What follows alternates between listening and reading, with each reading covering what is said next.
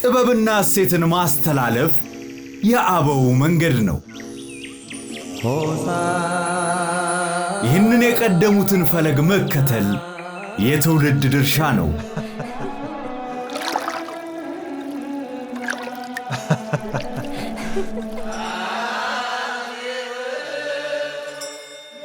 በትንሣኤያችን ብርሃንን እንፈልጋለን። የብሩህነትን መስመር እንማተራለን። የሰላምና የደስታ ብርሃን ወደ ቤታችን ሲገባ የበዓሉ መንፈስ በብርሃን የተሞላ በደስታ የታጀበ ይሆናል። እንኳን ለብርሃነ ትንሣኤው በሰላም አደረሳችሁ። ለተሟላ የባንክ አገልግሎት ፀሐይ ባንክ አለሎ። መልካም በዓል። ፀሐይ ባንክ ለሁሉ